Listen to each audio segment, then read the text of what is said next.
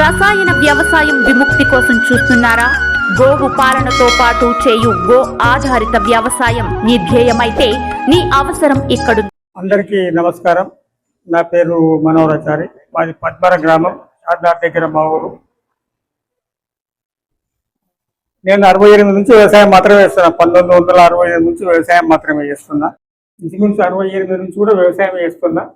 అప్పుడు నేను కొత్త వ్యవసాయంలోకి వచ్చినప్పుడు రసాయన పురుగు మందులు లేవు, ఓన్లీ ప్రకృతి వ్యవసాయం మాత్రమే ఉండేది. మా పశువుల పెంట, కోళ్ళ పెంట, గొర్రె పెంట కొట్టుకొని వ్యవసాయం చేసేవాళ్ళ మాట. రాను రాను 80కి వచ్చే వరకు రసాయనాలు వచ్చినాయి. ఎందుకు వచ్చినాయి అనేది కారణం ఇంతకుముందు చాలా మంది చెప్పారు. ఆ కాలానికి అది సరి అయింది. ఆ కాలంలో రసాయనాలు రావడం అనేది చాలా ఇంపార్టెంట్. మనం అనుకున్నంత సింపుల్ గా ఆ కాలం. ఎందుకంటే కరువు కారకాలతో లక్షల మంది చనిపోయిన, పంటలు లేక, ఉత్పత్తులు లేక, తినడానికి తిండి లేక. కాబట్టి అప్పుడు రసాయనాలు వచ్చినాయి. కాబట్టి మనం దాంతో జీవనాధారం పొందినమన్నాడు. జనాభా ఎక్కువైంది ఆ కాలంలో. 75-80 ప్రాంతంలో మనకు ఉత్పత్తి తక్కువైంది. కాబట్టి హైబ్రిడ్ విత్తనాలు వచ్చినాయి, పురుగు మందులు వచ్చినాయి. మన ముఖ్య విషయానికి వస్తే మన ప్రకృతి ఎందుకు చేస్తున్నాం అనేది మనలో చాలా మంది తెలుసు. అందరు చాలా మంది పెద్దలు చెప్తా ఉన్నారు, వ్యవసాయం ప్రకృతి వ్యవసాయం అంటే ఇది అది, 5 layer model, 3 layer model, 36x36, 40x40 అనేది. వ్యవసాయం చేసేవాళ్ళు 2-3 రకాలండి. ముఖ్యంగా అంటే మీరు నిజం చాలా కఠినంగా ఉంటుంది. నిజం అనేది వాస్తవం చెప్తున్నా. నేను రైతు వారిగానే మాట్లాడుతున్నా. రైతు అనేవాడు పూర్తి రైతు మీద జీవించే దాని గురించి మాట్లాడుతున్నాను. అయితే ఈ రైతుకు చాలా రకాల ఇబ్బందులు ఈ కాలంలో. ముప్పంత సులువు లేదు. రైతు అనే వారికి ఎవరు సహకరించడం లేదు. కుటుంబ సభ్యులు సహకరించరు, బయట వారు సహకరించరు, అసలు వ్యవస్థనే సహకరిస్తలేదు రైతు అనేవాడికి. కాబట్టి ప్రకృతి వ్యవసాయంలో తొలుత మనం ఏం చేయాలంటే మన కుటుంబ అవసరాలకు ఒక మనం పండించుకోవాలి. మనం ఆరోగ్యంగా ఉండాలంటే, మన కుటుంబ సభ్యులు ఆరోగ్యంగా ఉండాలంటే మన ఇంటి వరకు మనం పండించుకోవాలి. కనీసం 100% లేకున్నా ఒక 60-70%, ఒక 60-70% మనకు మన పొలంలో మనం పండించుకోవాలి. రైతుకు ఒక దేవుడు ఇచ్చిన వరం ఏంటంటే మిగతా వాళ్ళకి అందరికి ఇవ్వలేదు. ఒకటి ఏంటంటే మన సొంతంగా మన కళ్ళతోని మనం శ్రమ వేసి మనం పండించుకొని మనం తింటాం మన నమ్మకంతో. ఇప్పుడు సార్ ఉన్నాడు, సార్ కొత్త స్థలం పొలంగా ఉండలేడు, ఎవరికో పని చెప్తారు, వాళ్ళు పండిస్తారు. కానీ మనం అట్లా కాదు, మన సొంతంగా పొలం కాబట్టి మనం పండించుకొని మనం తింటున్నాము. ఆ నమ్మకంతో మనం ఆరోగ్యంగా జీవించాలి కుటుంబ సభ్యులం అందరం. కొత్త రైతు అనేవాడు. ఈ ప్రకృతి వ్యవసాయం అనేది 0 బడ్జెట్ ఏం కాదు, పెట్టుబడి లేని వ్యవసాయం ఏం కాదు. ఇది దీనికి పెట్టుబడి చాలా అవుతుంది, ఇబ్బందులు దానికంటే ఎక్కువ ఉంటాయి. రసాయన వ్యవసాయం కంటే ప్రకృతి వ్యవసాయంలో ఇబ్బందులు ఎక్కువ. మీరు దిగి చూసినాక మీకు అర్థమవుతుంది ఏంటనేది. ఇప్పుడు నేను చెప్తే అంత ఇదేంటి అంటారు, కానీ కాదట్లా. దీని ఇబ్బంది ఎక్కువ. పెండ ఎవరు కలపరు, వడపోతే ఎవరు పెండ వేయరు, జీవామృతం ఎవరు తయారు చేయరు, పంచగం ఎవరు తయారు చేయరు, పేటను ముట్టే వాళ్ళు ఎవరు లేరు. రసాయనాలు అంటే పడి చేస్తారు, ఏది పెట్టి చేతి పెట్టి తిప్పుతారు. దాంట్లో దీని వాసన ఓదు. పంచగం కలిపిన వాడు దాని వాసన 3 రోజులు కోదు చేతులకు. నీవన్నీ సింపుల్ ఉంటే వాళ్ళు గ్యారంటీ ఇస్తా. అది అంటే రసాయనం సింపుల్ అవుతాయి కాబట్టి దీనికి ఎవరు మొగ్గు చూపడం చేసేవాళ్ళు కూలీలు. కొన్ని ప్రాంతాలకు కూలీలు రావడం లేదండి స్ప్రే చేయడానికి. ఈ ప్రకృతి వ్యవసాయం స్ప్రే చేయాలంటే దశపండి, నివాసం, పంచగ స్ప్రే చేయాలంటే కూలీలు కూడా రాదు. అదే రసాయనాలు అయితే వస్తారు. కాబట్టి ఇప్పుడు ఇంట్లో వాళ్ళు కూడా వ్యతిరేకిస్తారు. ఇంట్లో వాళ్ళ పాత్ర కూడా చాలా కష్టం ఇది. కాబట్టి మనం అన్నింటి ఎదుర్కొని మనం పోతున్నాము, మనం ముందుకు పోవాలి. ఖచ్చితంగా మనం పండించుకోవాలి. పంటలు పండవనేది ఏం లేదండి ఇందులో. ప్రకృతి వ్యవసాయంలో పంటలు పండవనేది లేదు, పెట్టుబడి బాగానే అవుతుంది. పంటలు పంటదే. కానీ దీంట్లో ముఖ్యమైనది ఏంటంటే చాలా మంది ఏదో సాధిద్దామని వస్తారు. ఎంతో పెద్ద ఎత్తున మనం చేయాలని వస్తారు. అట్లా పెద్ద ఎత్తున కాకుండా అన్ని రకాలు వాడుకోవాలి. ఒక్కటే దాంతో మనకు పంట ఉండదు. ఒక్కటే ఎంత ఆరోగ్యవంతుడైనా పాలు ఆరోగ్యానికి చాలా మంచివి. కానీ పాలు తాగి మాత్రమే మనిషి బతకలేడు, ఇది గ్యారంటీగా. దాంతోపాటు మనకు అన్ని పోషకాలు అవసరం. వ్యవసాయం చేయాలంటే పశువులేంటి అవసరము, పచ్చిరొట్టె ఎరువు అవసరము, సూక్ష్మ పోషకాలు, స్థూల పోషకాలు, జీవామృతము, గోకృతము, పచ్చకాయ వేసి కంపోజరు, ఈ పశువుల పెంట, ఇలా రకరకాల పంటలు పదార్థాలు వేసినప్పుడే మనకు పంటలు పడతాయి. కానీ ఓన్లీ ఒక్కటే వేసి ఇది ఒక్కటే వాడింటే చాలా మంది ప్రచారం చేస్తున్నారు. అది శుద్ధ నా అనుభవం అయితే కాదండి. నా అనుభవంలో అన్ని వాడవలసింది, వాడితేనే పంటలు వస్తాయి, దిగుబడి వస్తుంది. పంటలు వండడం వేరు, దిగుబడి రావడం వేరు. ముఖ్యంగా ముఖ్యంగా గుర్తుపెట్టుకోండి. పంట ఎంత ఇష్టం పడుతుంది, 10 బస్తాలు వస్తుంది. వరి ఏమి 5-10 బస్తాలు వస్తుంది. 10 బస్తాలు ఏమవుతుంది, ఇప్పుడు నాటేసిన కూలే ఖర్చు. కాబట్టి పంట నాణ్యతతో పాటు మన దిగుబడి కూడా ముఖ్యం. దిగుబడి కూడా రావాలి. రసాయనంతో పాటు దిగుబడి సాధించినప్పుడే మనకు కొంత గిట్టుబడి అవుతుంది. రైతు అనేవాడు మనకు కొంత డబ్బు కూడా అవసరమే. డబ్బులు ఏంటి, మనం ఏం చేస్తాం? ఇంకోటి, ఈ రైతు మరణాల గురించి ఇంతకుముందు చర్చ ఇప్పుడు సార్ ఒకటి. దానికి కారణం ప్రభుత్వాలు ఎవరో కాదండి, దానికి కారణం మనం మాత్రమే. ఆ రైతు మాత్రమే కారణం ఆత్మహత్యకు ముఖ్యంగా. ఎందుకంటే మనం లేనిపోయిన జలసాలకు పోతున్నాం. మన పుట్టినరోజులు, మన కొడుకుల పుట్టినరోజులు, పిల్లల పుట్టినరోజులు భారీ ఎత్తున టౌన్లో జరుపుతున్నాం. మనకు అవసరమా? మన పెళ్లి రోజులు జరుపుతున్నాం. మనకు అవసరమా?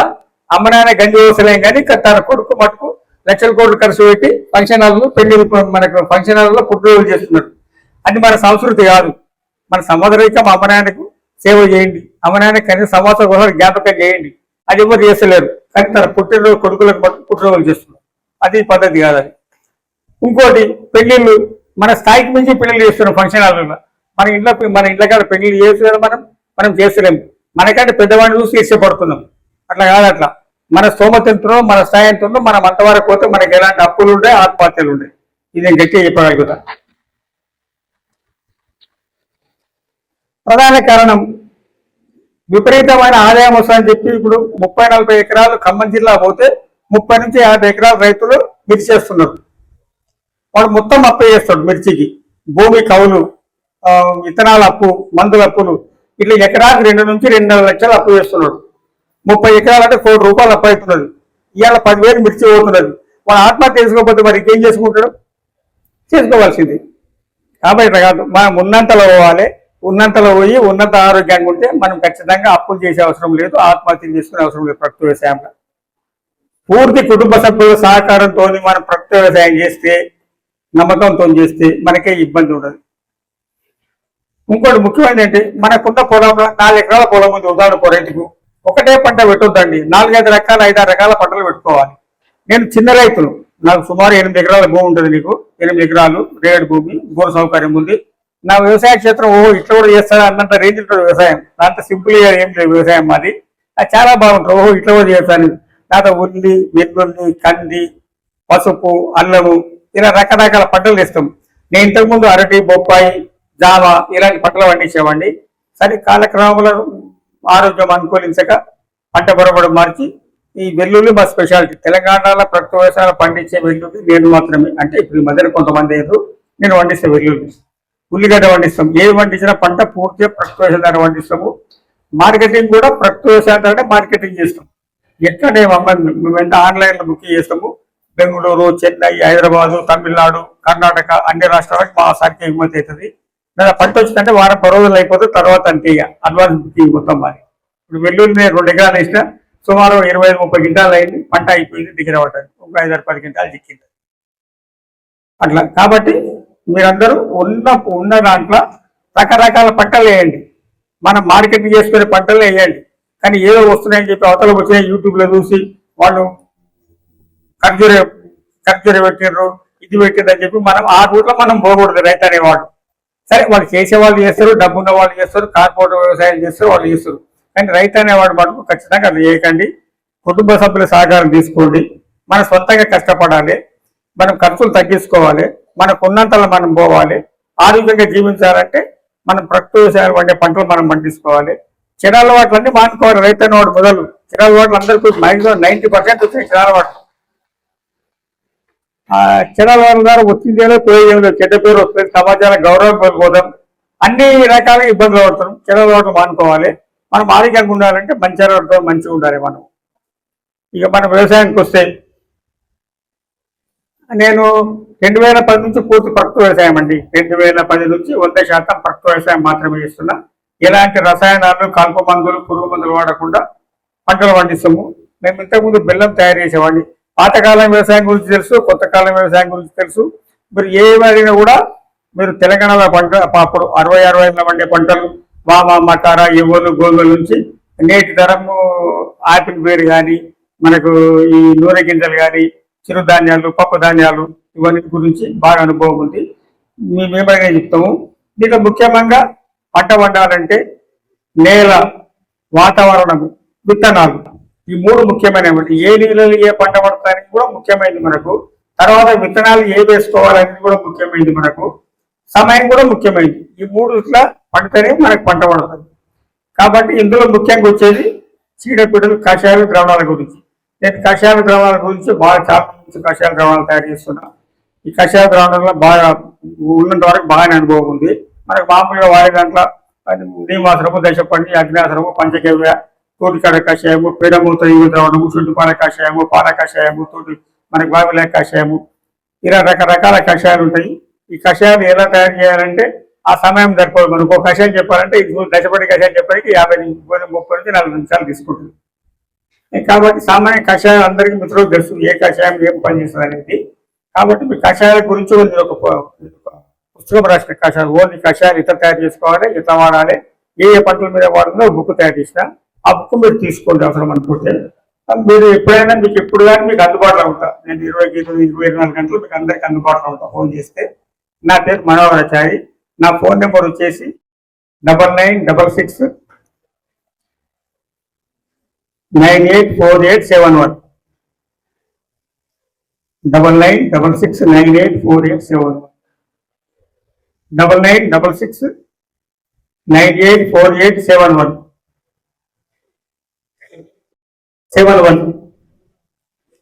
మీరు ఎప్పుడైనా మా కేంద్రం సందర్శించవచ్చు. నేను ఎప్పుడైనా ఫోన్లో అందుబాటులో ఉంటా. ఊరి పేరు పద్మారం, PADMARAM, షాద్నగర్ దగ్గర.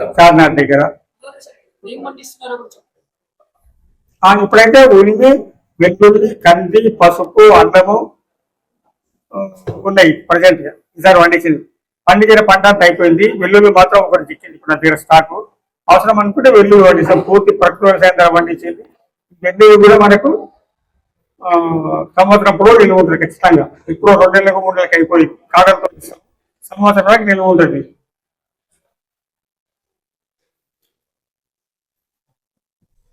మీకేమన్నా ప్రశ్నలు మీకేమన్నా అనుమానాలు అడగండి, జవాబు చెప్తాం.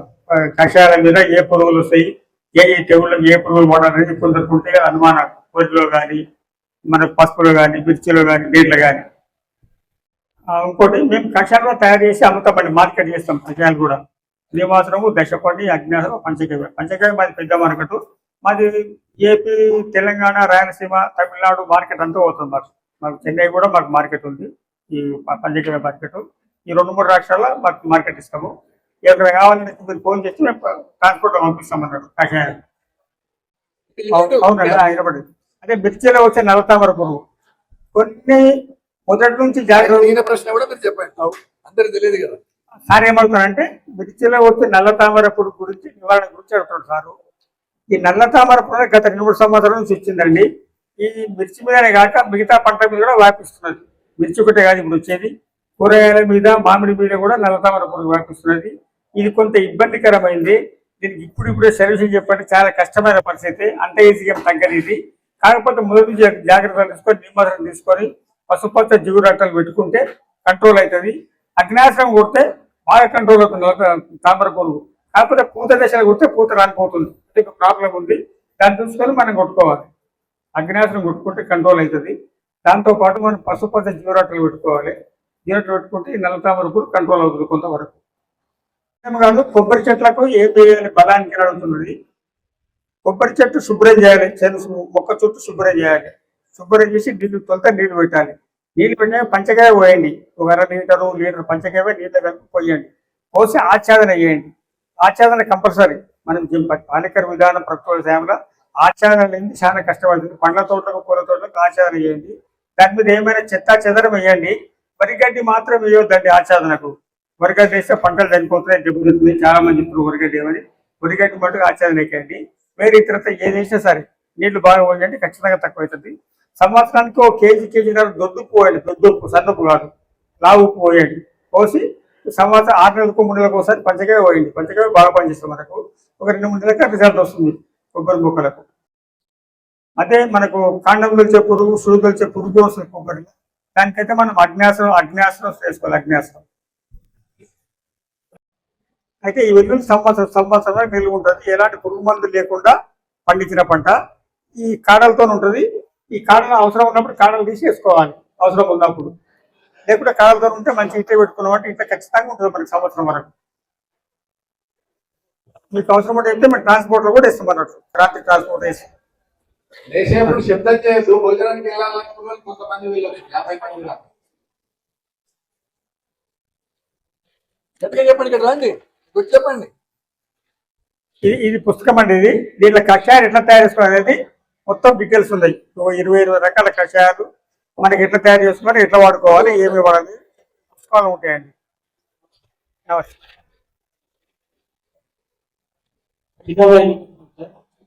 మనకు ఈ కీరలో సమస్య బూడి తెగులు. ఈ బూడి తెగులు అనేది బూడి తెగులు నివారణ సల్ఫర్కి సంబంధమైన కషాయాలు కొట్టాలి. సల్ఫర్కి సంబంధించింది. సల్ఫర్ ఏమిటంటే కానిగ గింజలకు స్ప్రే చేసుకోవచ్చు, కానిగ గింజల ద్రావణం. తర్వాత ఉల్లి రసం సల్ఫర్కి సంబంధమైన కొట్టాలి. చలికాలం ఎక్కువ వస్తుంది, చలికాలం తగ్గింది కాబట్టి తగ్గే అవకాశం ఉన్నాయి. మీరు కానిగింజల ద్రావణం కానీ ఉల్లిగడ్డ రసం కానీ కొట్టండి, ఖచ్చితంగా పోతుంది బూడిద తెగులు. పెద్ద ఇబ్బందికరమైన పరిస్థితి కాదండి బూడిద తెగులు.